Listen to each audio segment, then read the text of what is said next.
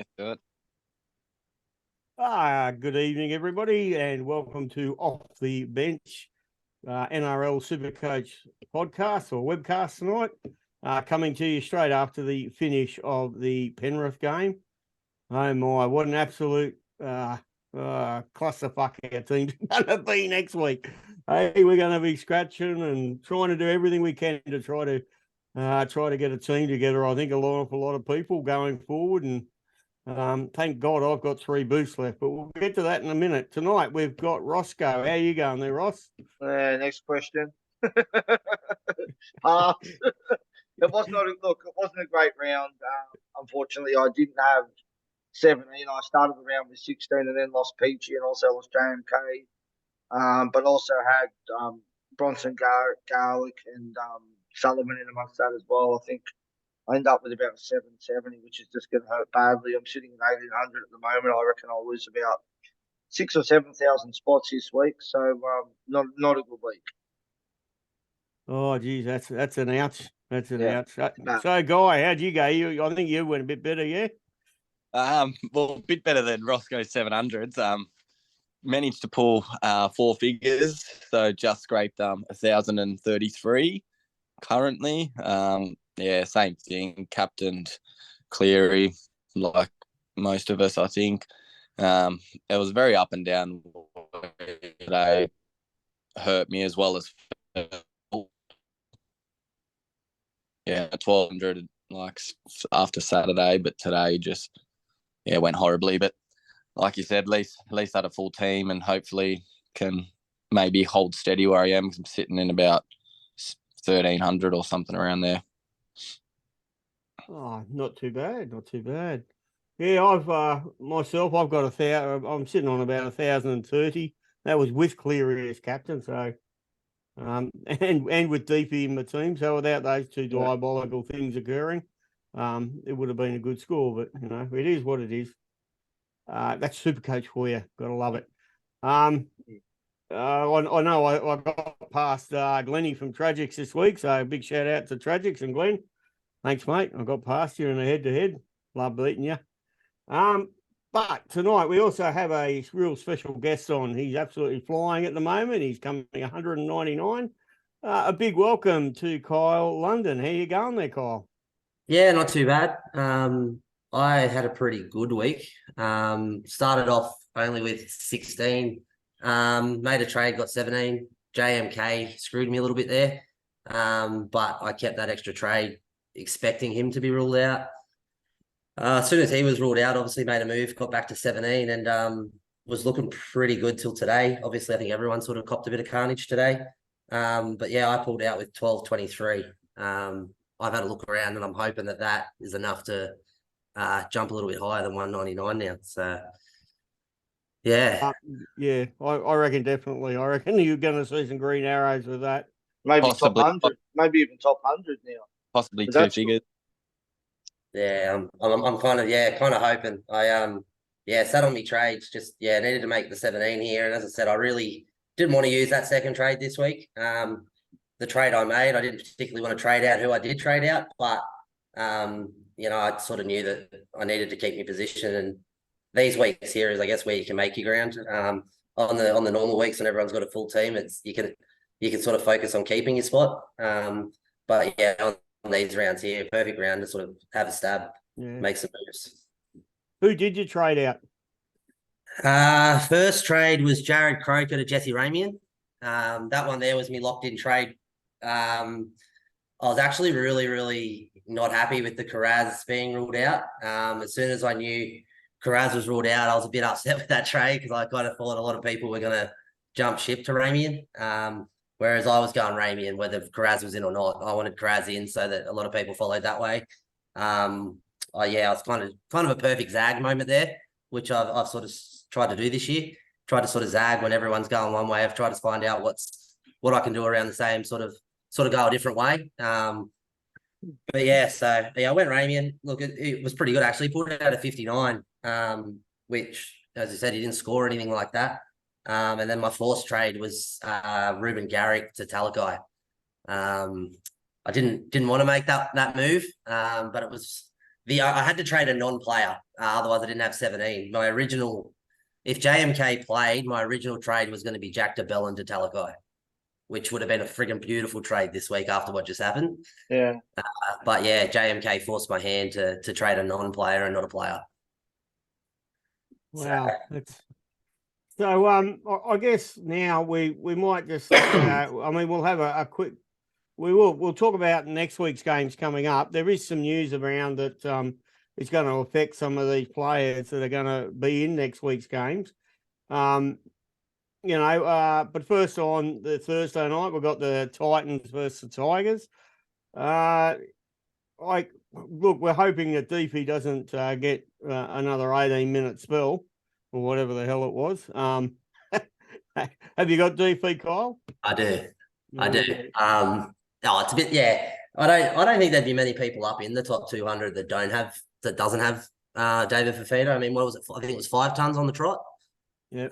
So he's definitely carried a lot of teams through there, and I do have him. And as soon as I saw it, I was I'm not going to lie. I had a very big urge to make that move, but yeah, JMK sort of limited me to trading a non-player. It would have been a really big move, but yeah, I didn't do it. Going forward, do you think? I mean, we all own Fafita as well. Do you think he's worth a trade out and maybe wait for him to drop a bit of cash and then jump back on after? I'm highly considering it. I probably was more so considering it yesterday than I was today. With obviously Cleary, DeBellin, and then the news of Dylan Brown breaking out. I mean, there's worse people to hold, let's face it. At the end of the day, he's not going to look out of place in your 17 in the last 5-6 rounds. But yeah, I did contemplate it heavily after I saw what happened there. I thought, well, there's 2 more Origins. We're going to see a similar at the end of those. And, he could be sub 600s by then. Yeah. And I kind of saw it. But given that they're playing Tigers next week, you can't trade him out this round. There's no way in the world. I'd expect him to bounce back and play 80, and he's a genuine VC option, even a C option if you want to go balls to the wall and go straight out captain with Cleary not playing. I'm pretty sure he might be playing this next week. Dylan Brown will be out as well, I reckon, possibly too. So there's a lot of carnage. Yeah, very much so. I think Guy was about to talk about the BE part of it. Yeah, so based on what he's got at this point in time, he'll be about 152 break even next week. You could get that easy against the Tigers. Yeah, exactly. I know we haven't been playing that bad, but we know what he's capable of, though. Yeah, so very much capable of it. So. Yeah, I think based on what happened today and all the stuff that's broken out today, and a lot of people carrying all these injuries that have come up, I think most people are going to just have to cop that anyway. It's probably a luxury trade at that. Now the Tigers play the next 2 bye rounds, the major bye rounds. So are there any Tigers you got your eyes set on? Did you get on Buller, number 1, and are there any others that you like? That's probably been my trade of the season. That round 10, I went Reece Walsh at top dollar to Buller at 200k, which pretty much funded my entire round 13 team. That was probably my best trade of the season so far. And I have only played Buller for 2 rounds this year, and both of them he turned up. He warmed me bench every other week. I played him the last 2 weeks only. And I only brought him for the buys, played him for the 2 buys, and 124 and 111. He's going to be an upgrade to a premium after Origin too. It's for nearly next to nothing. You'd be able to swap into a Trell or anyone after Origin. And that's you just need a bit of luck to go your way. I mean, 100%. I traded Bateman in this week, so I was quite happy with his ton. Although, I probably wouldn't have got Buller in, even though I could have. But yeah, like I said, I traded out Teddy 2 weeks ago to Billy Smith, and Teddy's gone back-to-back hundreds. So it's more not who you're bringing in, but it's who you're selling. I think it's very crucial. Even this week, I brought in Koala Matangi, scores 100. But then, you're also selling people that are putting up hundreds. But yeah, I also like IPAP for the Tigers. What do you boys think? About 550k, about 60. I think he scored without a try. Any of you boys interested? I'm interested, but with the carnage around, it's just not going to be able to happen. So, Yeah. but yeah, I certainly did have him on my radar. But now, yeah, it's not going to be an option. I think it's ballsy bringing in Koala Tungi too, because I reckon he'll play Origin next game. I reckon he's in after that effort yesterday. He's in the team. I bought him. I reckon he'll replace Hudson Young for I sure. bought around 13 bye. He doesn't play 16 anyway because they got the bye. That's what I'm saying. But you only bought him in last week, though. I bought him in this round. Yeah. Yeah, but I'm saying the players that I've traded out have gone hundreds. So No, but my point is you bought a player in who's not playing round 16. And could potentially play Origin too. I went Val Holmes because he was going to play Origin anyway. And yeah, but then he got 100 today as well. So yeah, I've been on Val all year, except I sold him. So yeah, well, I think most people did jump off him after before our Origin too. Most people have jumped off him, but he was unbelievable today. But Melbourne were unbelievably bad today as well. They really were. Don't know what Bellamy would have got ripped into them after that game. I think their defensive game was terrible. Yeah, you wouldn't want to dressing room. For anybody looking for a cheap sort of a fix up this week, do have a look at Tommy Talau. He got over 60 this week, I think, and I think he'll go into this week with a negative BE. So Tommy Talau at only a bit over 200k. Plays the next 2 bye rounds, but that's only if you need to generate cash somehow. And there are still people looking to generate cash. Do you reckon it's too late to jump on Buller? Do you reckon 550 or whatever he's going to be now is going to be too much to pay for him? Like, he's still got more cash to be made, but obviously you'd only do it if you had enough trades, right? You'd have to have trades up your sleeve to do it, I would think. Yeah, you don't want to end the year with him. You'd want to then No, that's what I'm saying. It's only like you trade him in this week and you trade him out round 20 after Origin. Yeah. Yeah, see, I've got Buller penciled in as probably around 22 trade. He'll still have a negative break even this week of about 50. But he'll be priced at about 550. Yeah.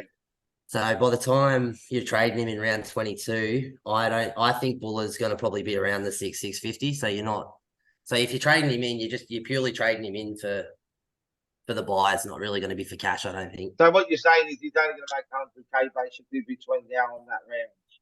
After this round, yeah. Yeah, as I said, I think thinking he's always going to get 100 is probably a stretch. I think he wouldn't probably look out of place getting 60s and 70s. He's got Melbourne in that round 16 bye without Munster and Grant too, so that could be another big one too. I don't think it matters if they've got Munster and Grant.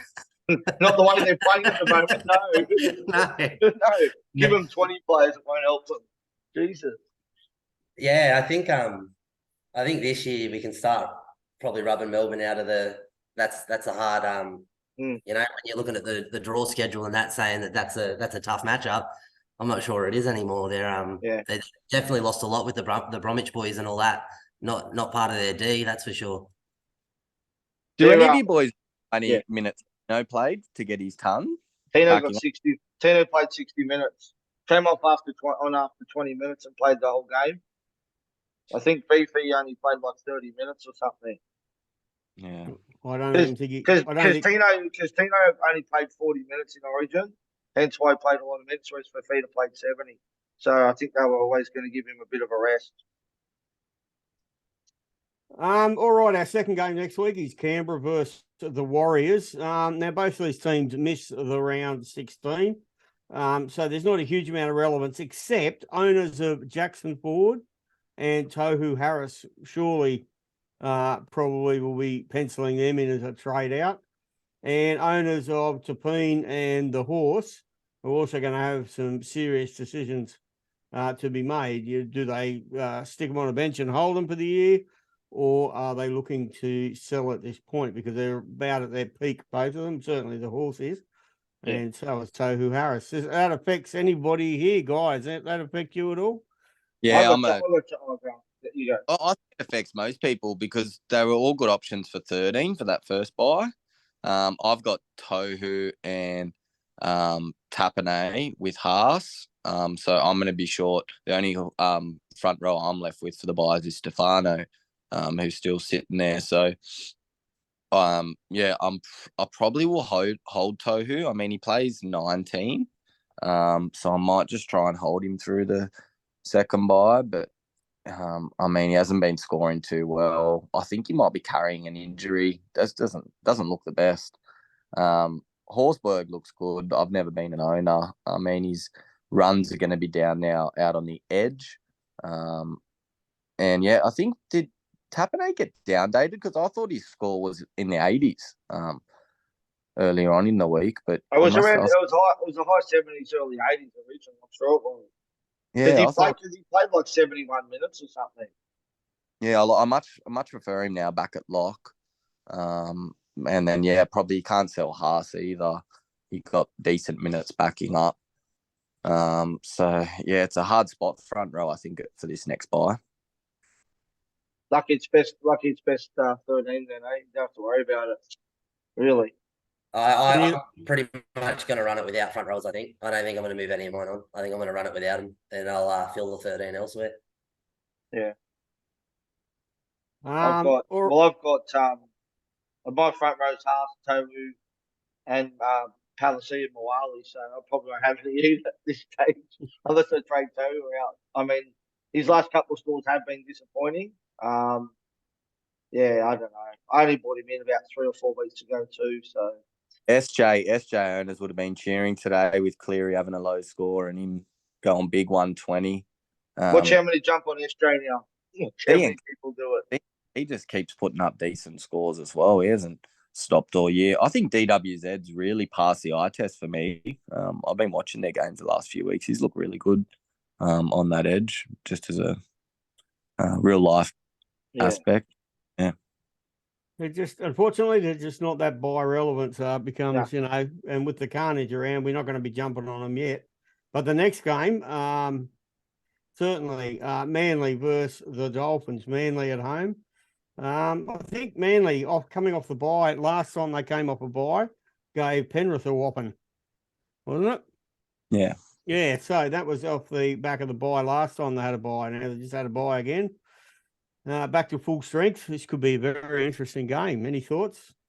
Well, you've got Dolphins who've got Jared Wallace and Milford as well, suspended as well. So, yeah, look, Dolphins were very average yesterday against the Warriors. Very, very average. I mean, it just shows how much they miss JMK in that team as well. The difference he makes in those runs out of dummy half, and set plays he does too. Like he was muchly missed yesterday, and then obviously Branko Lee got injured, didn't help, and then Milford got shin binned, and they were never going to win that game. Warriors were just all over them. I mean, SJ just what I'll be saying this every single week. This has been by far his best season in a long time that I can remember. I know they don't play the bye, the Dolphins, but they're kind of interesting if you're going to hold or sell them. I know you sold Hammer, but a lot of people have got Isako. Are you going to hold him through as well? I haven't sold Hammer. I've still got him.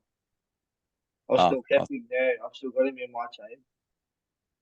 But I don't know, you sell Isako the way it's going at the moment. So there's back-to-back tons.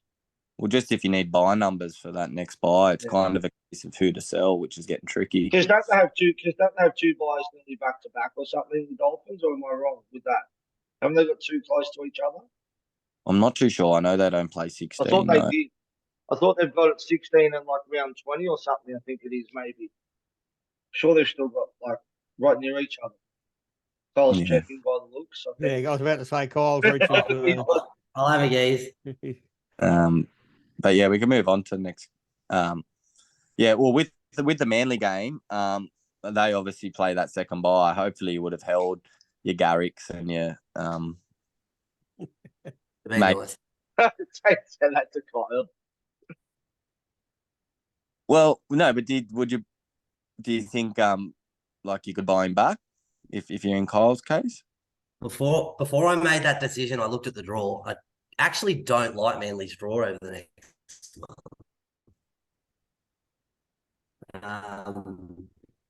especially without Turbo.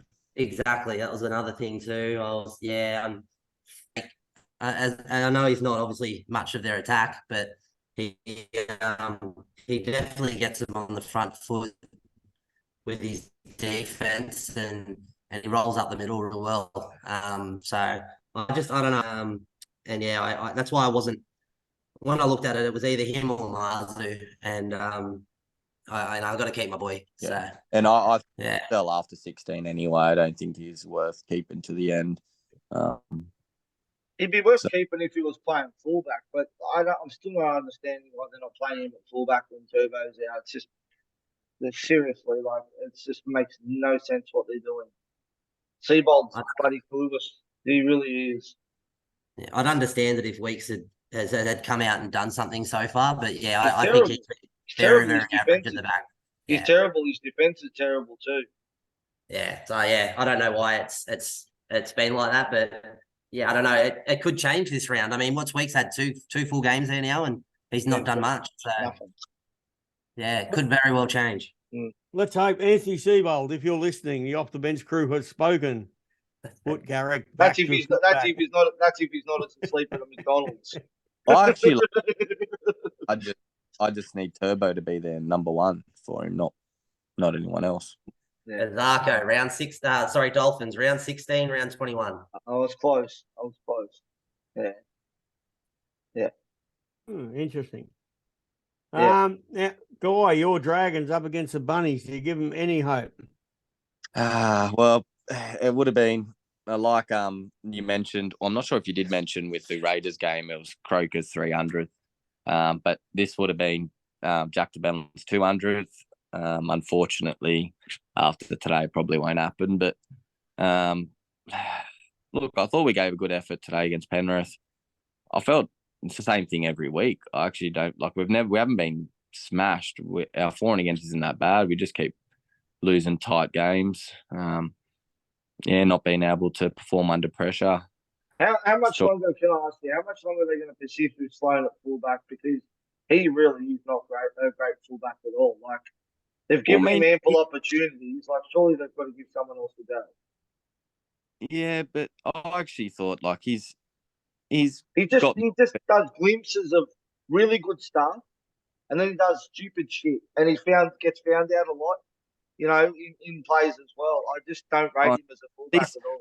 But at least he does some good stuff. Like you've got plays there like Ben Murdoch-Masila. He's just not worth having in the team. He doesn't do any good stuff.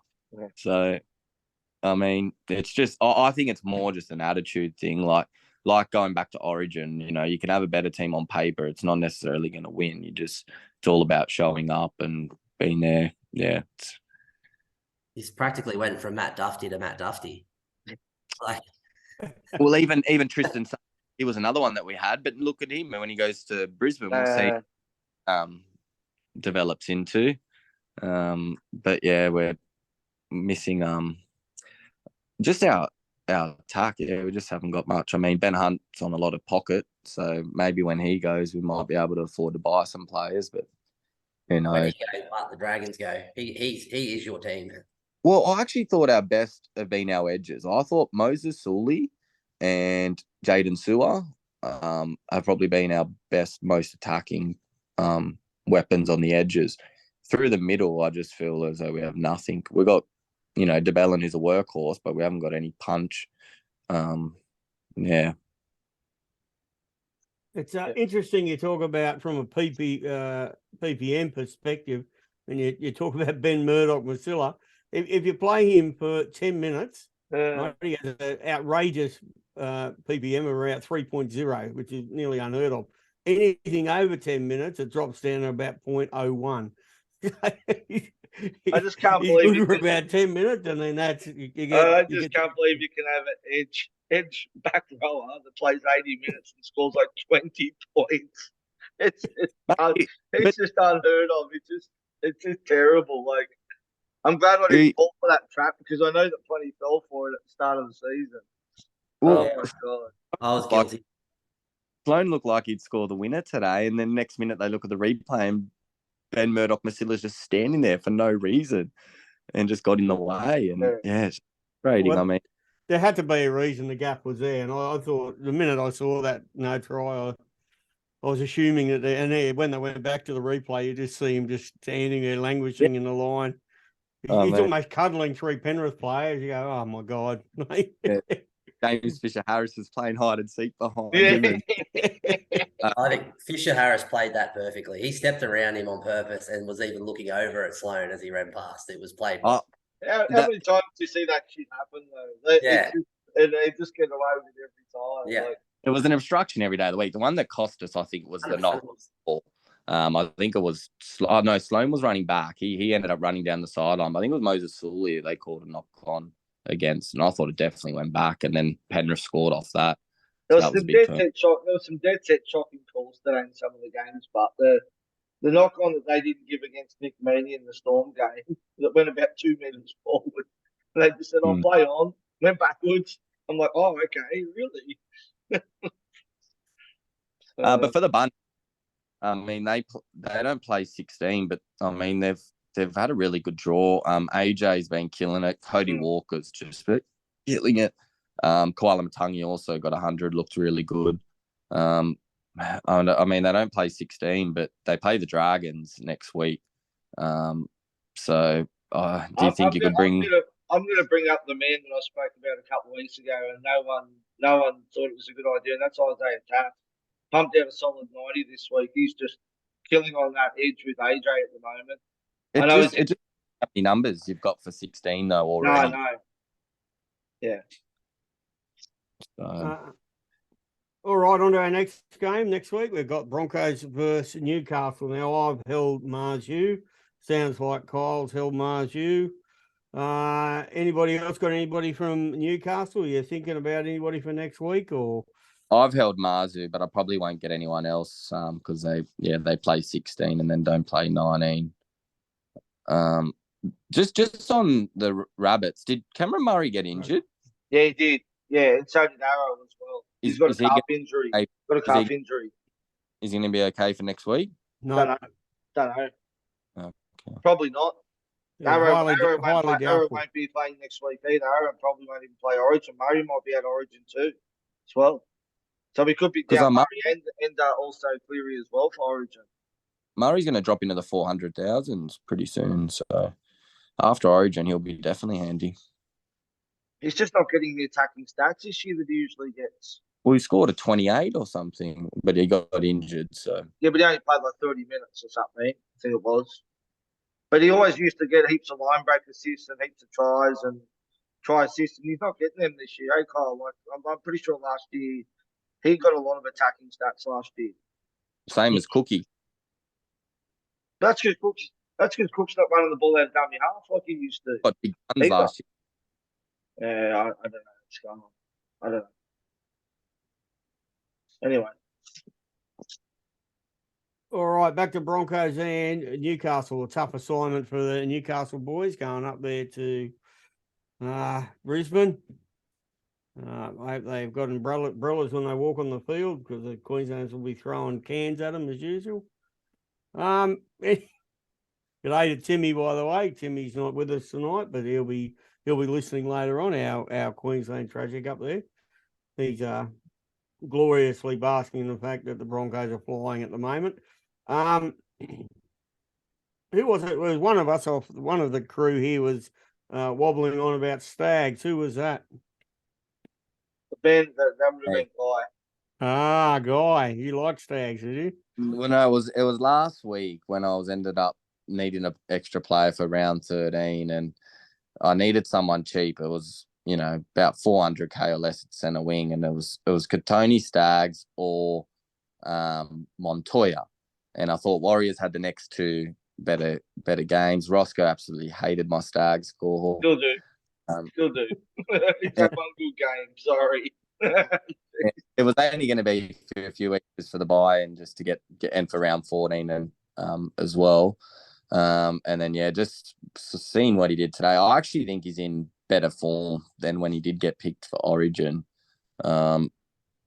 He's just a really strong ball runner, similar to Ramian style, and I just thought like yeah, he played very strong. And I mean, the kick over the top was a bit lucky for his assist.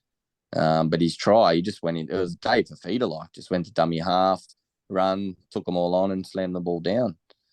Thing is, we Yeah, know what he's capable of, right? We know what he's capable of, but he can be so lazy too, and just doesn't get involved. And he always seems to lift against the harder teams, but the games that you think he's going to go well against, like a dud team, like I don't know, Tigers or Dragons or whoever, you expect him to go well, and just doesn't do anything. He doesn't get involved.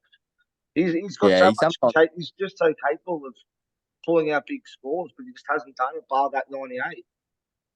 yeah, but I mean, it's very hard for centers to do it consistently, because wingers only do it with the tries, and he gets a lot of more of his just in base. But you don't. He's But not one of those ones like the Total that goes in and makes those runs out of dummy half. He doesn't get involved. yeah, yeah, it was that's why he was cheap though, and I mean, he scored at almost 100 this week, so would have definitely been handy. One of the better games I've seen from a centre. Like I watched that game and I was in awe. I didn't even realise that was Katoni Staggs the way he was running that ball. Like I haven't seen anyone hit it like a centre hit a defensive line that hard in a long time. Back from bloody Talakai's run last year. But yeah, Staggs looked really good in that game. Like he even had me thinking about him. I wouldn't get him back because I know what he's like. He goes missing. What about Corey? He always has a good score in him as well, throughout the year. Corey Oates. Oh yeah, I've had Corey Oates in the past before. Corey's good to get on when the Broncos have a good run. He's another. He's like an AJ. He's like an AJ. If he doesn't get you 2 or 3 tries, then he'll get you 20 in base. He's probably even more appealing now that they've got a fullback like Reece Walsh. Yeah. So I've been so keen on that's- Herbie. I've been so keen on Herbie all year as well, but never jumped on him. yeah, he's a good centre, Herbie. Oates scored 85 but didn't even score a try. So it was actually quite impressive. They're going to miss him next year, though. The Broncos will miss Herbie next year. That's a big pickup for the Dolphins. Massive pickup.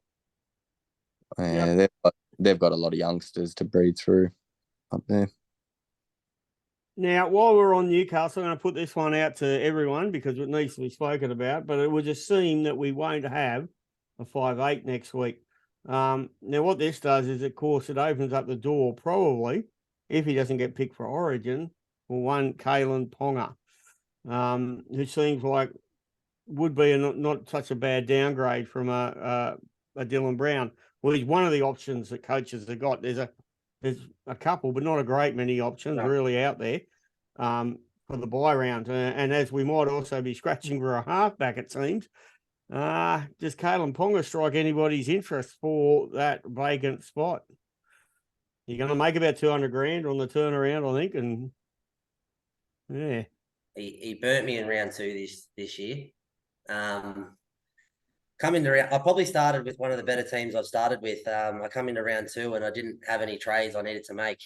There was a few people scrambling around, so I thought I'd make a luxury play, and I traded Turbo out round 2 for Ponga, just a 1-week play. I was going to swing back to Turbo the next week. A lot of people holding Turbo. I thought it'd be a good way to make my way up there. Anyway, Ponga ran out. HIA in the 3rd minute, 4 points. So yeah, I don't know. It's hard enough watching Ponga as a Newcastle supporter. I don't know if I could watch him and have him in my Supercoach team. Yeah, I mean, there's risk involved with Ponga. I've got Brown and Walker at 5'8". So I'm without Brown, I won't have anything next week. Sorry, I won't have anything. That's my point. And it would seem Brown possibly, and I'm not preempting things because we don't know a lot of what's going on at the moment. Some of the details are very sketchy, but you would think with the no-fault policy, unfortunately, reading between the lines, he's got to be out for a few. Well, he's going to, I can't see that you can rubber Jack de Belin out of the game indefinitely, and then we can just let Dylan Brown until we have more facts available or the court process has gone through. Yeah. So it would seem Dylan Brown, unfortunately, for owners, is but I am only surmising at the moment, so don't everybody write in and try kill me. It's gonna hurt a lot of coaches, especially like the ones like myself that have only got like 17, 18 trades left, because you're probably going to want to get Cleary back when he's good to go. But I remember 2 years ago, I think it was, when Cleary got injured at the back end of the season, and I traded him back in when he got back in for the home run, and that was the year I came 151st, and opted to bring back Cleary instead of going for DCE. And Cleary didn't do anything those last couple of games because he was still struggling from his injury. So could be very risky bringing him back in after a hamstring injury too. He might be one that we may not even bring back into our teams when he gets back. It depends who your other 5'8" is. I mean, if you're carrying like a Isaiah Katoa or Schuster there, then you obviously have to make a trade and get a 5'8". If that's the case, I think you're best off going straight to Cody Walker, plays the Dragons next week, and just cop the Schuster or your shit for round 16. But yeah, if you've already got, same thing, if you've already got Cody Walker, I don't think I'd rush to get anyone else. I mean, can probably I've got Katoa. I've got Katoa and Dylan Brown, and I'll probably sell Katoa this week and move Schuster down and get an upgrade, one of my second rowers or something with the money. Oh, so you'd be happy to play Schuster? For round 16, I will. Yeah, 100%. No, yeah. but you'll have to do it next week. Oh yeah, I don't know yet, because if Brown and Cleary are both out, they're probably going to have to both go next week, which means I'm going to be probably forced to keep Katoa. But the problem is he's still losing more money. He's down to 300k now, so he's going backwards in his price. And I purely he's not worth that much. So it's not like like a 700 grand person losing 70 grand each week. He's only just going to dribble down in cash. I mean, he didn't cost you anything. Yeah. But mind you, I don't want him there either. I don't want to have to play him ever again. Yeah, well, I ended up getting off him when I got Buller. So when I got Buller, I went Walsh to Buller and went Katoa up to Cody. Dylan Brown. I pulled the trigger on Cody in 13. I went Munster to Cody. Okay. Yeah, I thought through this Origin period, I only dropped one Origin player out of my team, and I picked Munster. So you've got at the moment, you've got Dylan Brown and Cody Walker. Yeah, I've got 4 gun halves. So what are you going to do? At the moment, I'm going to wait. I think Wednesday's the court hearing, so I think we'll know more by then. I think obviously we're thinking about, at the moment, it looks, as we're talking about with Jack de Belin, it's highly unlikely that he's going to play, I think. I've had a look at the draw, and there isn't much in the 5'8" position. I mean, I do still have Schuster. I've got him stashed in the second row, but I probably won't rush to get him out this week. I'll wait till we get clarification that he's definitely out. I mean, if he's out 16, then there's really no point probably in holding him at the moment. I don't know. I've got massive reservations about Ponga. I just feel like bringing in Ponga potentially could be a 2-trade play, because he could go down at any point. Yeah, I think your smarter play is, if he is gone for next week and 16, is to just trade him and push Schuster down and play Cody Walker and bring in like a back rower. Yeah, there's that as well. And I mean, I've also got, who I've had since the start, good old Braden Williami down in centre wing. The guy who's supposed to return every week and never does. The myth himself. Yeah, so I mean, I'm open to a lot of things. So if I get rid of Brown, Schuster down, Williami up, any centre, any second rower, any front rower, like I can literally draft someone in anywhere with that money. I'd also wouldn't mind having a look at the Dogs draw, which I haven't done yet too, because I mean, if Burton doesn't get into that Origin team, he's also an option. Yeah, he was the one I was about to mention, but I'm worried. I don't see Cleary playing the next Origin. And I think that seals Luai's fate. And I think that means that Luai stays in the team, Hines go to halves, and Matt Burton will go to the bench. So you wouldn't want to be getting on Burton this week, that's for sure. It did look quite serious, Cleary. It looked almost like an Achilles when he first did it. But yeah, he tried to walk it out, and you could tell that it was almost torn. So I reckon he's in high doubt. But yeah, I like Burton as a player, but for Super Coach, I mean, I don't know if he's a half is his best position. I think they're just Bulldogs need him to be a half, so they're just persisting with it. But for Super Coach, yeah, I probably wouldn't do it. I wouldn't mind looking at Big Billy Kicks and seeing when he's back as a bit of a pod play if he was back. But yeah, I mean, same with Kiraz. Do we have any word if he's going to be back for 16 or No word. No. Yeah, I don't know the severity of the injury, so I don't know if he's going to be back or not. It was a bit hush-hush, that injury. Not much got released on it. No, Yeah. there was a lot of rumours around about it, and then it was made official. And I think they said it was an injury that happened at training or something, but there was not really any more details to how long he'd be out for. And our physio, posted something on it. There was nothing there about how long they expect him to be out for. Yeah, they better not name him and play silly buggers on the team list either. They'll do that round 16. They'll rule him out late. All right, our next game has got two teams that are very popular for the bye round coming up, and they should be for different reasons. And it's pretty topical because we've just been talking about a 5-8. But it is the Roosters versus the Panthers. The reason I see this one is topical because it's got another 5-8 in it, which is particularly relevant and quietly so. Not many people have been looking at this fella. But Luke Keary. Oh, Luke Keary, I thought you were going to go with Manu. Yeah, so was I. He's on my list for 16 at the moment. Who's that? Manu. Oh, Manu. Well, he's looking disgusting at the moment. But anyway, what did he get this week? 33 points or something? Bring Yeah, that but he'll drop. down. He'll drop it down a bit. Look, Luke Keary, 543. He's only got a break even this week. I haven't actually crunched the figures of what he's going to be next week. I should have done that because I can do that pretty quickly. But he was 32 this week. His last three games have been 58, 53, 87. He's got a 5-round average of 66 going on. Any love? I don't like 7. Oh, and do I mention the draw? Let's have a look at this. The depleted Panthers, Newcastle, Canberra, and Manly. Two of those games are at home. What's he priced at? He's almost up at 600K, isn't he? 540. Okay, yeah. So I think I'd rather pay 600K for Joey Manu.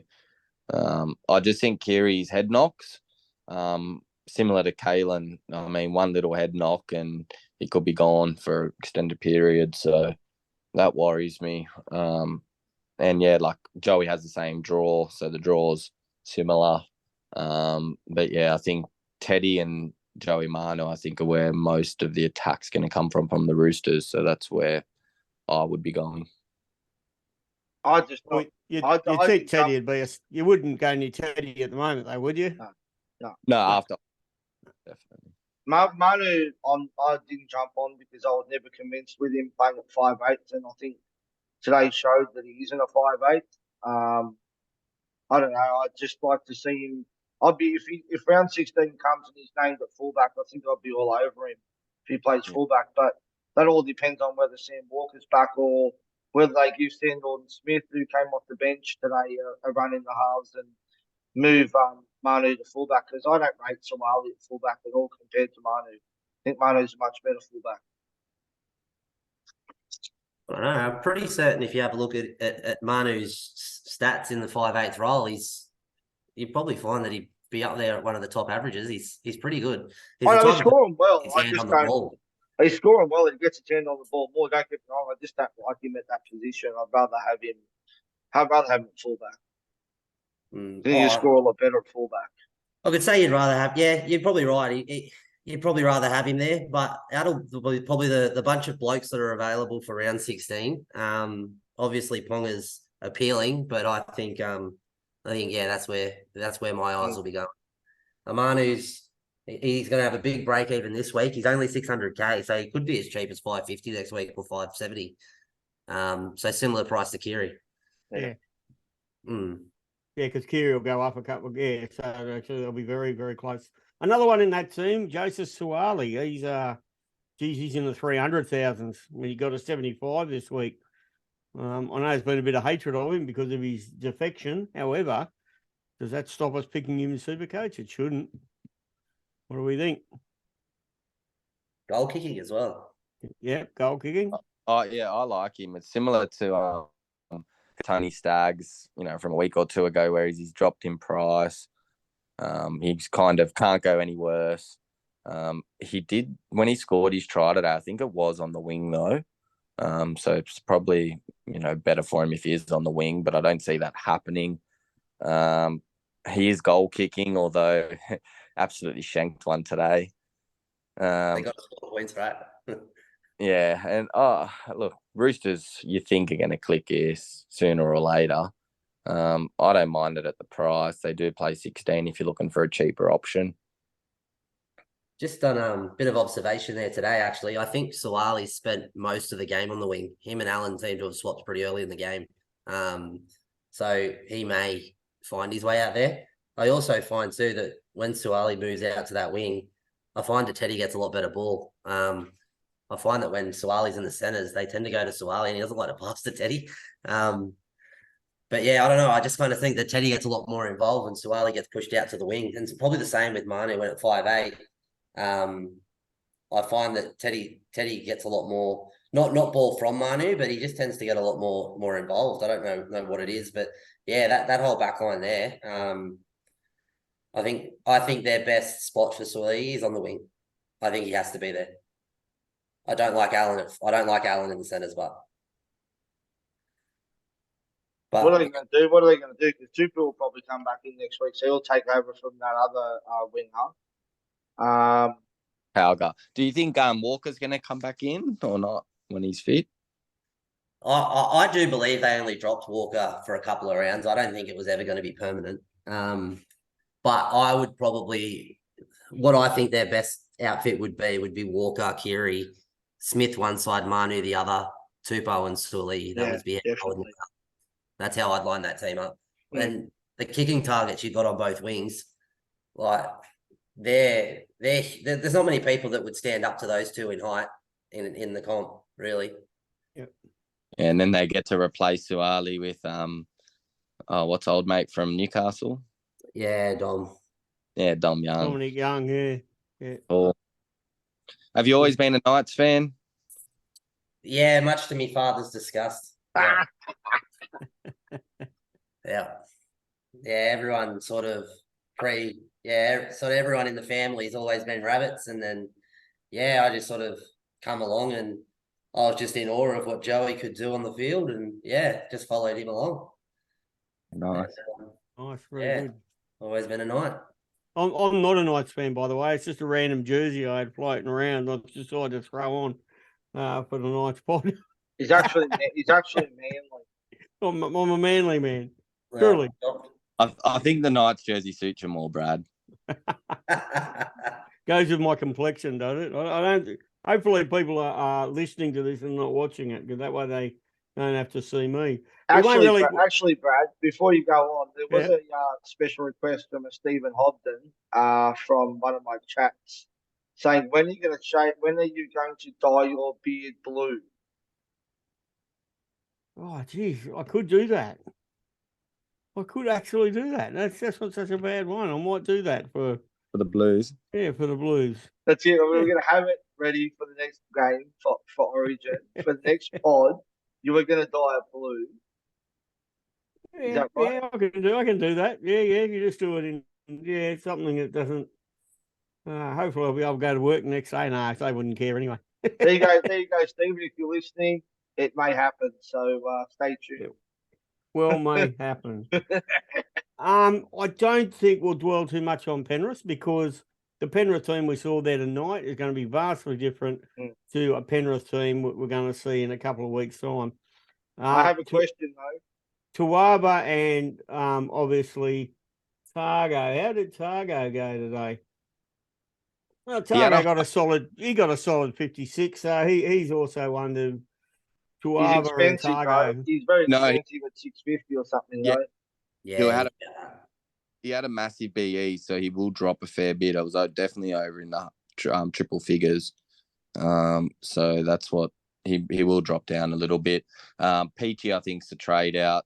I had to trade him last minute. Dropped to 18th man now that Targo's back. I mean, even if he does get a spot, I think it's going to be on the bench. So Why wouldn't you replace Toto in the team? And they move him to centre. Move the centre to the wing. Who's replacing Toto? But why isn't Peachy coming into the team for Toto? Why wouldn't you replace him? Because Toto's not a winger. Peachy's not a I know, winger. no, but I'm saying is why can't they move him to centre and move someone else to the wing? Because that's Toto's best position on the wing. But Toto's not playing. Toto's playing Origin. Yeah, Guys, round. I'm talking about round 16, brother. Yeah, I like they've got plenty of juniors. I just don't think Peachy will play wing. Well, the only way I think Peachy plays 16 is if Crichton somehow makes his way back into that team and stays. But That's what I mean. I think there's a lot. I think the injuries are happening in all the wrong spots for that to happen. I think Turbo will be fit. I think he'll get picked. And then I think Campbell Graham's ahead of him anyway. So. Yeah, I think Critter and Targo will both be there for 16. So I think Peachy's a bit of strife. The other interesting one, Jane Fisher Harris got his usual near 60 odd points again today. For the people who are struggling in the front row, he's still underneath 500k. So if JFK might be one to have a look at if you are struggling around. And yeah, he started the year off before he got injured, 52, 55, 63. So, I don't think he has a very high ceiling. I think that's probably. He's got an 80 in there as well this year. So in saying that, doesn't have a high ceiling. I guess that must have been try assisted, you would think. But yeah, he might be one to have a closer look at. Just not where you want to burn trades with those plotter forwards. True. But we still got to try and get through this next couple of rounds somehow. Yeah. Somehow. All right, now our next one is quite an interesting game again. The Melbourne Storm versus the Sharks. The Sharks play both the next two major bye rounds. The Melbourne Storm do play the next bye round, don't they? Yes, they do. So there are some interesting ones here. Some people, a lot of us have been sort of trying to plan ahead. And this week's game was quite an interesting one that, although, they were on the wrong side of the ledger, the Supercoach scores didn't really. Somehow, Nico Hines updated to a 90. If someone could tell me how that What happened. about a unicorn? He's come a on, dead Tommy. set, unbelievable. Tommy Sangster, tell me what's going on there, mate. Like, really? He did nothing. He did nothing all game and got 90 points. Please. He's updated nearly 30 points. Oh, unbelievable. He's a new unicorn. He's taken over from Teddy's the new unicorn, mate. Telling you now. All four of their backline players in Talakai, Ramian, Katoa, and Mulatalo scored Hey, quite. Kennedy, did that make it 5? I reckon. Kennedy's an option too. They're all good options. I mean, Katoa and Ramian were slightly cheaper in price, so a bit more appealing to me, but they're all good options. As you said, they both play both buys. This week, I don't think it's the best matchup. I think Sharks' record in Melbourne's terrible. But yeah, still. So is their second half record too. Yeah, so you Pretty just. average in the second half. Yeah, I think for Melbourne, at least Katoa he's looked good, although he didn't quite score well today after they performed dismally against Cowboys. Yeah. But yeah, he's could score a try in that round 16 and be a good number. Yeah. Well, I was like Kyle. I jumped on Talakai this week as well. So yeah. Not too Yeah. unhappy. Not too unhappy with his store. You this week. I thought you had Talakai weeks No, I ago. sold him. No, I sold him when he got that week. He got injured, and then he didn't Oh, you play. bought him- Yeah, I bought him back in. Yeah, Oh, geez. yeah, straight back in. No worries. Well, Next question I'm going to throw out to you just before we leave the Sharks. Now, and this is one just to think about, but we're all in need of a halfback, and the Sharks probably possess the best Supercoach scoring halfback who isn't playing first grade at the moment. Yeah, I know you're going to talk about. I've been Yeah, yeah. I know. This is a strategy. This is a strategy people should have on their radar. Yeah, Trindle comes in, and I reckon he's going to have a good, solid 3 to 4 games worth of point scoring there. with the goal available. kicking and with the goal kicking too. Rub those hands together, mate. the only thing I like is it's a long way back to go Trindle back up, which you're going to want to go back to. You can't save. You're not a very good. You're not very good at saving your pennies. If you're going to hold him for 4 weeks, I think, it's a lot of, I think you'll end up spreading it out amongst your team. I mean, you don't want that cash sitting there for that long. Yeah, I don't know. I think your half, you'd have to go Moses, playing both buys. I mean, yeah, it's just not for me. Just because, yeah, What's the chances anyway that Luai gets dropped, or do we think now that if say Cleary gets ruled out, is there a chance that they're going to go to new halves, or do we think that they're going to stick with Luai? I think there's more chance than ever now of Luai not being there with Cleary if Cleary gets ruled out. I think they go off form. so. See, I don't hate like Hines and then maybe go like a Reynolds or even a Matty Burt. I don't know about maybe not Burton, but Adam Reynolds. I like Adam Reynolds. I think he's an option. I think Cody's an option too now as well in the team. If you're going to go form, I think it has to be Hines and Cody Walker, but then it leaves your kicking game a bit short. I don't think Hines has got the kicking game like a Nath. Well, that's why I'm thinking that Matt Burton's not a bad option because he's got that kicking game. I don't know if you've been watching many of the Bulldogs games, but he's got a long boot, but I don't know. I think A-Ray and Cleary easily have the best long, like all-round kicking game. Hard to argue there. For the Melbourne, any love for Nick Meaney? He got, I think he got around about 70 this week, which is underneath his BE. He's always been a pretty solid. Any love for Nick Meaney? I don't know what's going on with Paps. What's happening with Pappenhausen? It's to me it sounds like he's not even going to play this year. There's been no talk of him coming back. I'll be very surprised if he plays this year. I think that's where they're at. I don't think we will see him rear his head this year. Yeah. I mean, I like him, Brad. I just got too many other issues, especially if Cleary and Brown are out. There's too much other issues to fix first. I like Meaney. My issues, not so much like Roscoe's, but it's more about the price in that he's $700K. So I think I'd be better off going a Mulatalo who plays both buys than a Meaney. But yeah. Yeah, Meaney will be about 680 this week. Well, I was about to say it'd be about 680, 670 or something there, I think. Ronnie, I just did. Ronnie will be a good way. He'll drop to about him and Talakai pretty much swap prices this week. And Ronnie will still have a 90 break even. So that'll be interesting. But yeah, you can only have so many. And that's Sharks, Tigers, and Dogs. I mean, you've got to look at them as all one, really. Yeah, because they've got to buy around 17, all those teams as well. Yeah. Well, I won't get any Tigers back, so my only Bulldogs back was going to be Kiraz if he plays. So, I mean, it might just be all Sharks. Well, yeah, that was one thing I was going to mention here too. Is I'm looking at going pretty much Shark heavy, to the point where I might not even own any from the other two. You got Buller. Apart from Buller, yeah, but I didn't. I'll be honest with you, I didn't bring Buller in for this guy's going to be a keeper. Like, you know what I mean? Or like, I didn't expect him to to sort of hit the heights he has.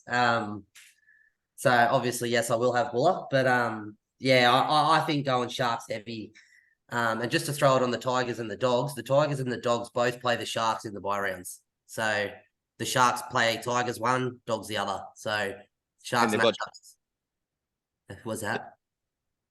Sharks have Dragons, I'm pretty sure, in between. Yeah, they do. They got a mad run. So yeah, I kind of like their matchups. And obviously, if Hines goes into Origin, I mean, we all know Trindle comes in and does just the same job. So I quite like their matchups for both those bye rounds, and I think if you're going to use your numbers up in that area, I'd be looking at Sharkies.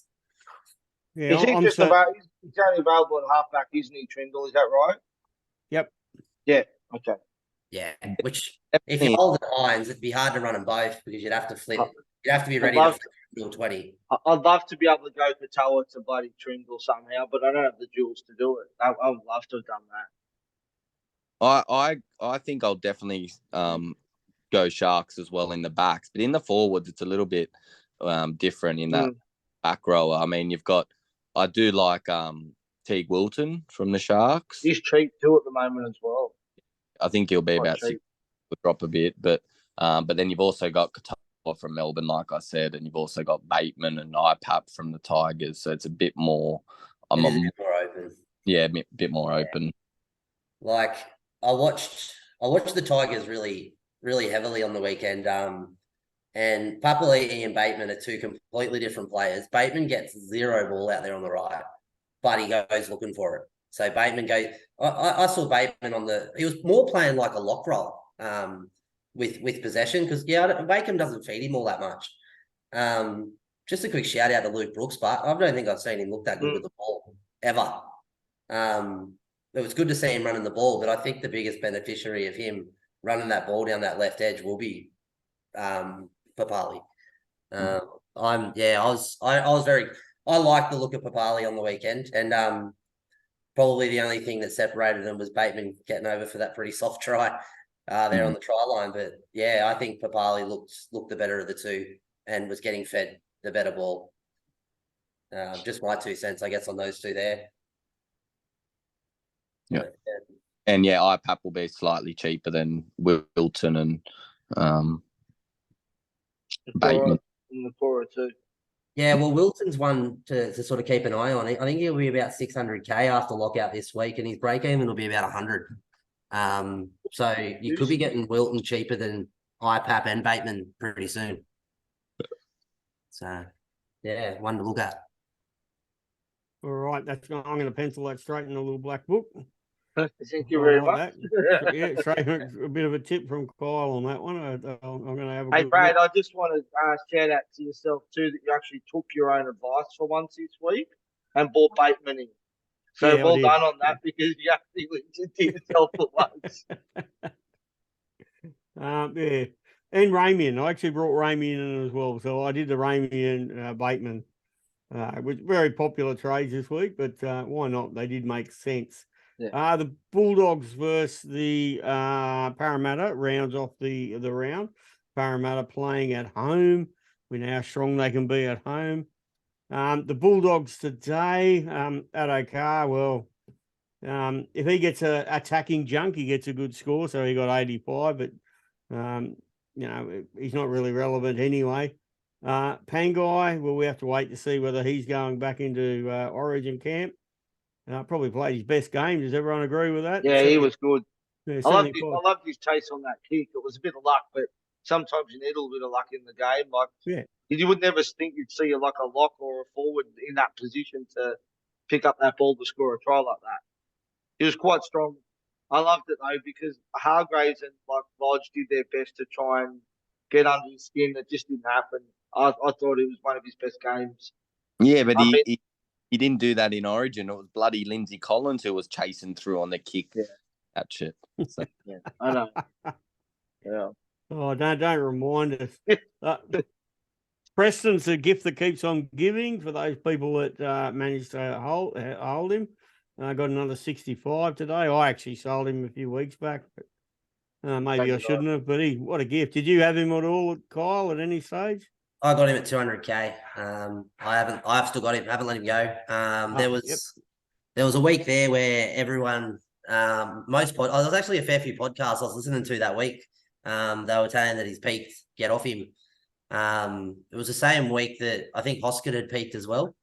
And I was looking at the Panthers bench. I made the decision to get rid of Hoskins, and then looking at Preston, I don't see any rush to get Preston out. I don't see any reason for selling Preston. The guy, he's a worker. He gets in there. He moves into the middle of the field, makes his tackles. He'll pull you 55, 60 most weeks without anything. And he's always there when something goes down. So he gets a sneaky line break. I think he put, who did he put? I think he put someone down the sideline today. I think I saw. But yeah, I think Preston, I've got no rush to get Preston out. Definite hole for the next 2 weeks.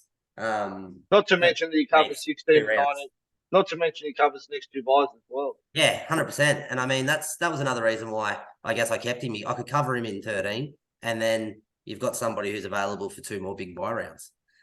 So yeah, that's Preston's probably the only dog I'll have, and that's not through wanting to buy a dog. That was just through he was a cheapie that's settled all right. I was in the same boat as you, but I think it came down to me. It was him or Stefano, and they were both in the same boat. Where they both played 16 and 19. It was just more, I think second row is a more appealing position to get someone in who can score more points than a front rower. Stealing's there. Yeah, now you've got him, you'll definitely hold him. Edwards, did he get less minutes today? Because he only put up a 30 odd. I know he's No, so he played dummy half when Mahoney failed his HIA. He played dummy half, hence why he didn't score well. okay. I've got him on my sheet too, Mahoney. He's that's 2 back-to-back HIAs 2 weeks in a row. He's going to be sub 400s in a week or two. Just food for thought for anyone that's sitting there on Sony Luke, I guess. Or like me sitting on Jaden Sullivan. And another one you could throw in to work out is Blake Wilson on the wing for the Dogs. Yeah. If Adam makes Origin, he'll play the next 2 buy rounds, and his basement price, he'll go up about 20k, I think, but quite cheap. But if you're bringing in Wilson, you're bringing him in to come in, do his job 2 rounds, and then just die on your bench. That's a perfect enough trade, that. So no AE down the track, and I mean, worst case scenario, if there's an injury and he slots back in, he's coming back in for 80. He's not coming in for a bench spot. So yeah, good shout out that. Ockenball's the other one. He had a negative BE going into this week. I think he might have got close to 50, 48 or 49. He'll be still have a negative BE, I think, and be just under 400. So a bit interesting, but yeah, I don't have room like a lot of coaches for left of field decisions at the moment, particularly with some of these crunch decisions we're going to be. Is he still a duel? Is he still a centre wing second row duel, or where's he in regards to? Yeah, okay. Yeah, he's a duel. Right. Yep. Yeah, he's 350, or he's not very, very cheap. I think he'll be over 400k after this week. Can you tell me, Brad, one thing that annoys me with him today, when they put a short dropout, why do players, because I saw him go up for the ball, he's so tall, why do players try and bat it back rather than try and catch the ball? Because he jumped over all of them. He's so tall, and he got 2 hands to it, and he's trying to bat it back, and it's gone straight back to someone on the other team. But if he tried to catch it, he would have had the ball. Are you seriously asking me to tell you what's going through a footballer's brain? That's like asking me to try to tell you what's going through Latrell's brain when he goes for a field goal and his team is 2 points behind. And this is before the 2-point field goals, mind you. Like there's no explaining it. You can't explain such. But he's not the only one that does it. You watch any of the short dropouts, every team does the same thing. They all do it. I get what you're saying. I get what you're saying, guy. I don't know. No. Lomax did perfectly tonight. He went up and 2 hands caught it and scored. I'm just thinking, geez, I wish more players would just try and catch it. Now they play, of course, Parramatta. And just for anyone that's hanging in listening still, I'd be very wary trading in Hopgood this week, or the Hop God. Although I really want him myself, but I think you really should wait until you know what's happening with Origin, particularly with Gilbert's injury. He comes right into the frame, and I think there's a bit of a danger there if you to go early. Don't go early. You don't think the Walsh comes into that team to replace him?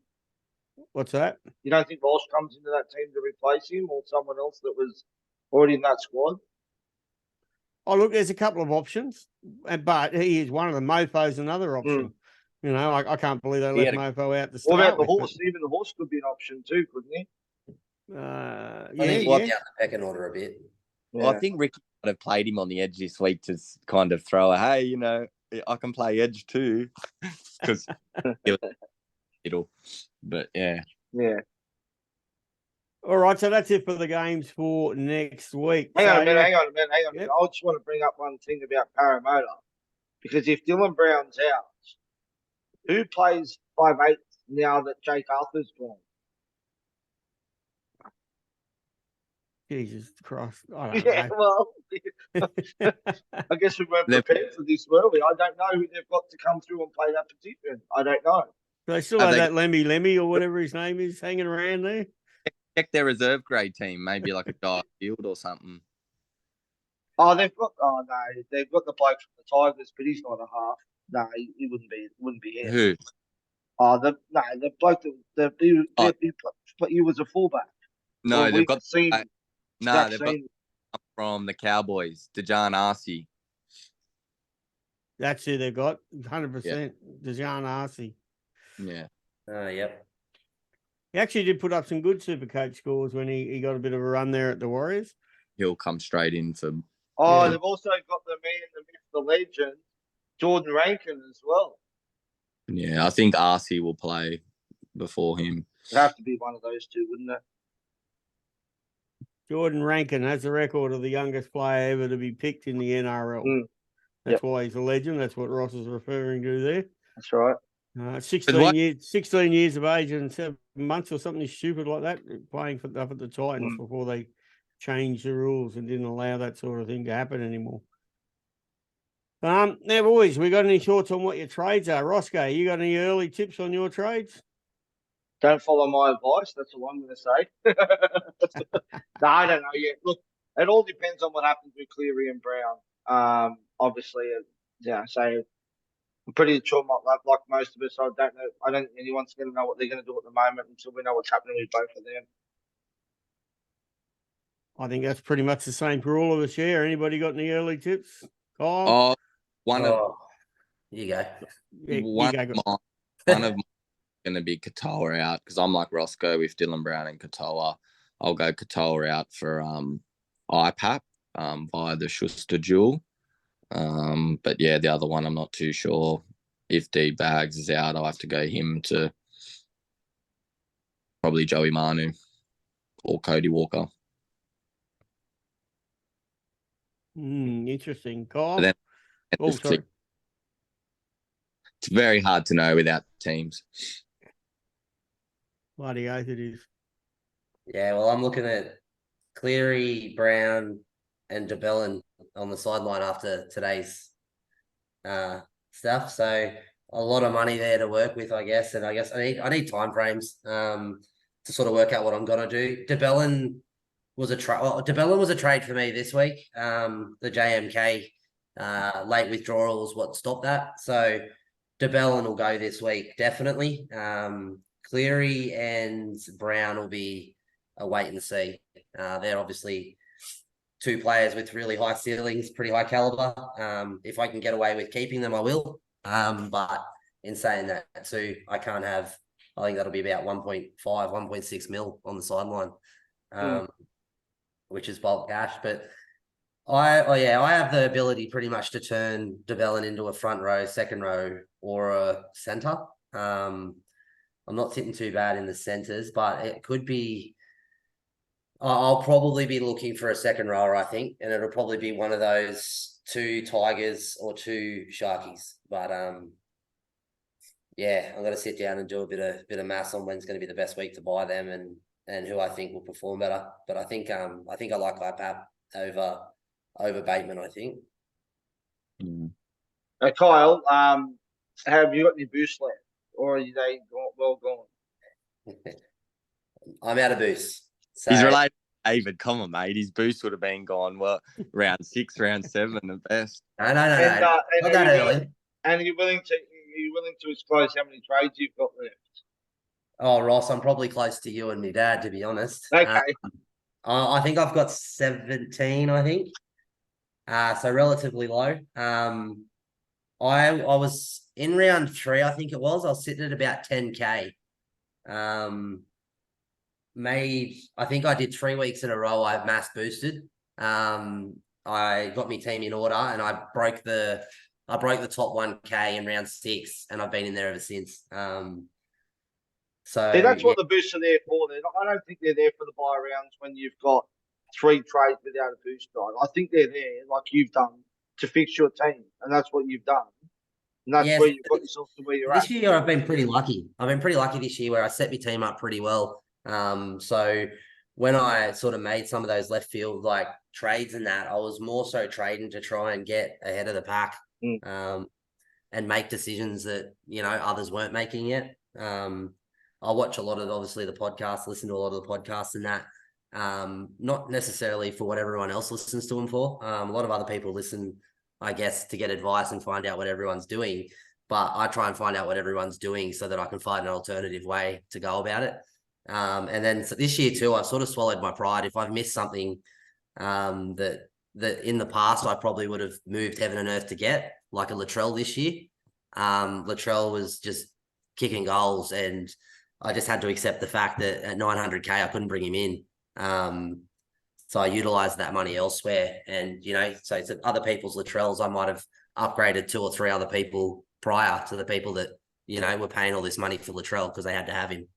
Well, it's all about making those right moves, like you said, Kyle. I mean, back 3 years ago when I finished 151st, I bought in Garrick mid-season. When no one like you, I listen to pods and I don't listen to them to see what they are and aren't doing. Like I don't take their advice and never took their advice because they all said don't jump on Garrick, he won't go well, and he went on a massive run. I jumped on Joey early and he went on a massive run too. So it's just all about making the right moves at the right time. Yeah, and I mean these pods are all full of information, but sometimes it's the information that you want to steer away from.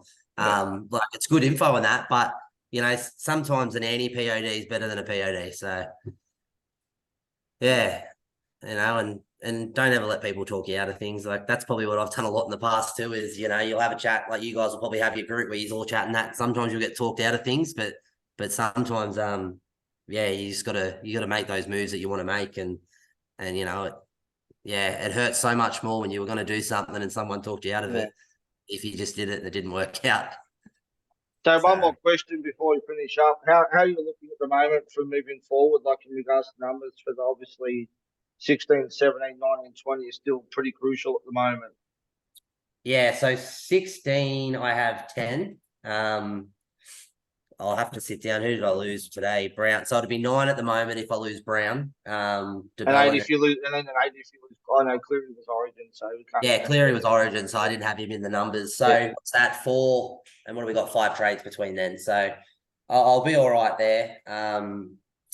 17, obviously, I'll have enough for 17 because my trades for 16 will be 17 dependent. I already have enough for 17, so it'll be dependent on what I do for 16 to how many numbers I'm taking from 17. And I'm trying to sort of stick to whoever I'm bringing in at the moment playing both rounds. And I'm not bringing in anybody that I would not be happy finishing the year with.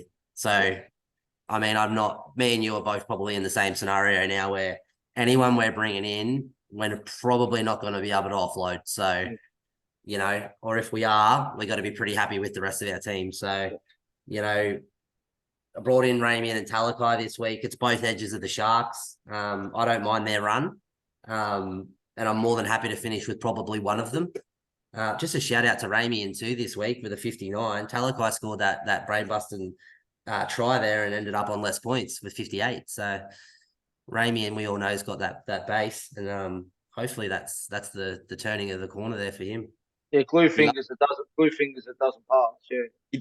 No, he doesn't pass, but he loves to throw Never an said it's offload. wrong. He'll be three people on him and almost call held, and then an offload to come out, or go along the ground or something. Or it won't be an effective offload, but he will still throw it. He gets a lot of line breaks as well. He does, and tackle busts as well. So Yeah, he's quite a strong. tackling stats in him. Oh, look, you can ask Roscoe there, or was it Magic Round, not just about jumping off the second tier of Suncorp Stadium every time Ramey and Glue Hands touch the ball. Fair dinkum, they just stuck it. There's an unmarked Katoa sitting right outside him. And, of course, we all had a little bit of a wager, a bit of a I had a couple of wagers going on Katoa to be an anytime try scorer. You reckon old Glue Hands could pass that ball? Hey, Brad, No. I reckon it eases the pain a little bit more now that you own both of them. So if he doesn't pass to Katoa, at least Ramian's going to get the points for you. I guess As long as it's right. Well, that's what I figured. I might as well get both of them on that side of the field. Like one of them surely going to get a try or two sooner or later. Like, Ramey 59 without a try. Katoa did 67 without a try. He had 22 points in just tackle bus. Yeah.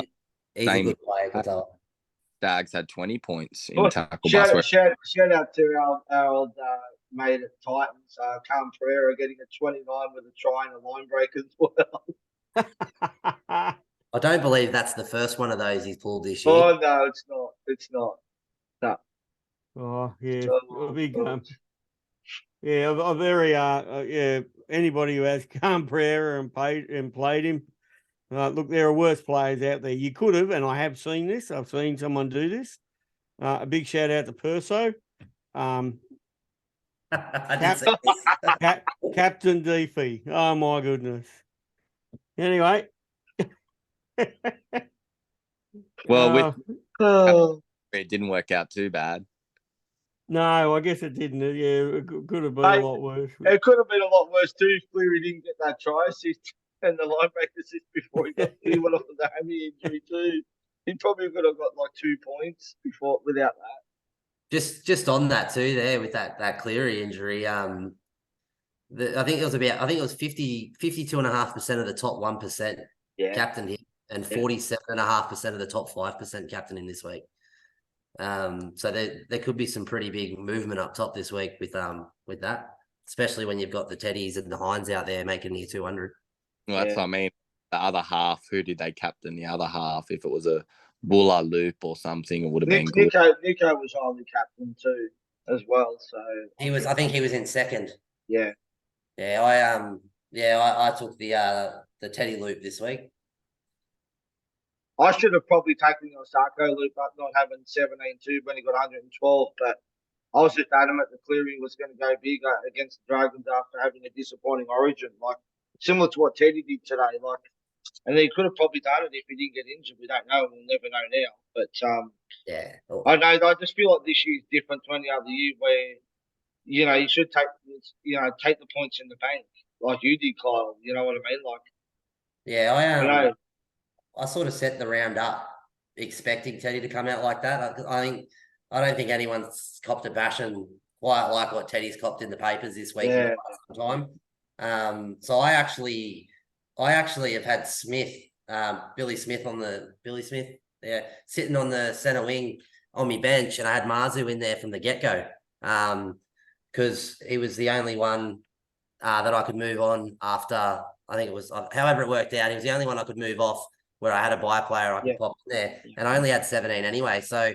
even if I didn't loop, I still would have got an AE from how I set it up. But I set it up just so I could loop just before that last game at any point. And he only got a third try. It was only the obstruction that got him off the third try as well.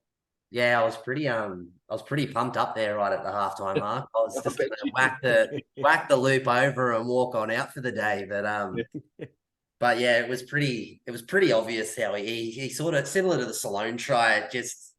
yeah, it looked way too easy. That's something had to go wrong there. So with Teddy and Buller, who would you upgrade Buller to run home with to finish with Teddy? Well, look, I was hearing you talk before, and you said you only just sold Teddy off not long ago. Yeah, 2 weeks ago, well, for the buy period, and then I sold him to Billy Smith, and yeah, two back-to-back hundreds because he hasn't. I had him for so long before that, and he just was doing nothing. And I had him and Turbo, and then I sold Teddy, and then he scored 100. Turbo scored 160, so it wasn't as bad. But yeah, my thing was I just kind of needed buy numbers, and I was just running out of players to sell. Yeah, right. So when you were selling Teddy, I was picking him up.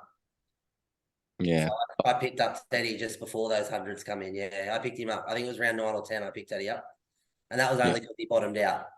Just the old buy high. Sorry, sell high, buy low. I sort of was going at that point there. That's why I moved Reece Walsh on. I looked at his draw, moved him on for Buller, and I just sort of used that sort of money there to sort of fund the rest. But yeah, fullback's been a really tough position this year. It's kind of injuries haven't helped with Ponga, Turbo, Teddy out of form, and I just kind of felt like with my team, Latrell was the one that got away. I sort of caught onto him, was watching him, and then before I knew it, when I was finally ready to go, I'm going to get him. His price was through the roof. So yeah, I sort of ridden without Latrell this far, but I want the big thing with Latrell. I really want Latrell for the run home. The only thing that because I've got head to head as well. Obviously, my main focus is overall, but I'm pretty certain Latrell's major last buy falls on the grand final for head to head, I believe. It does, and then I think a couple of games before that aren't easy as well. So I'm pretty sure they run home isn't great either. Yeah, I've actually was sitting down today and I looked over all the top fullbacks, and there wasn't one fullback that I actually looked at and thought you have a good run. Like there's a few that have a good run between now and 20, but between 20 and 27, there's no standout fullback if you're going based just off the draw, in my opinion anyway. No one stands out so it's going to be what team you think's going to come home with a wet sail. Yeah.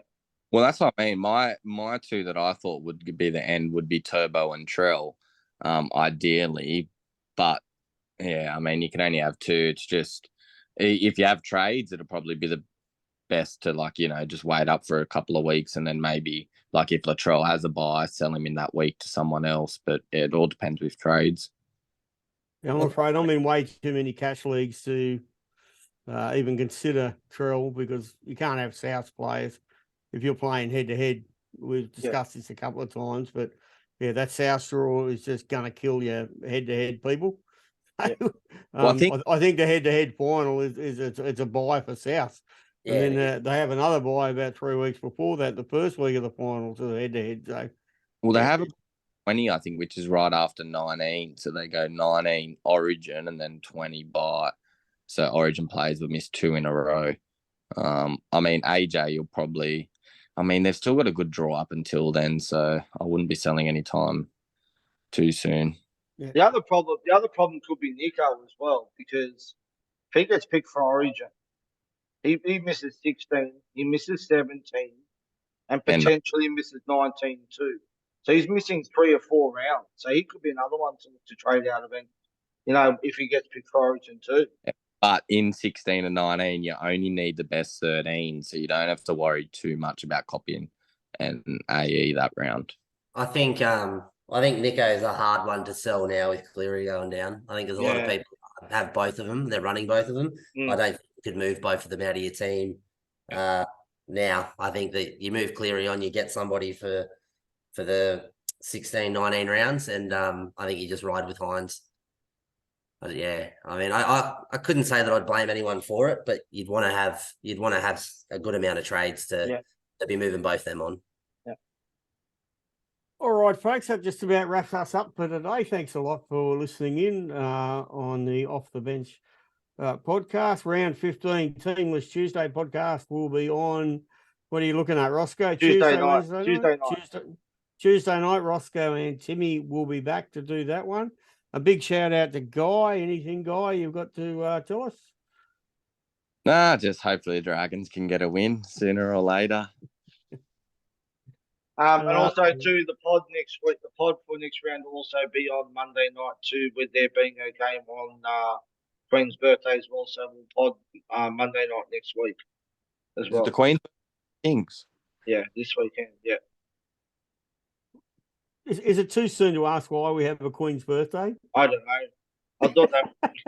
It depends on what phone you have. I'm pretty certain iPhones still say Queens and Mine does.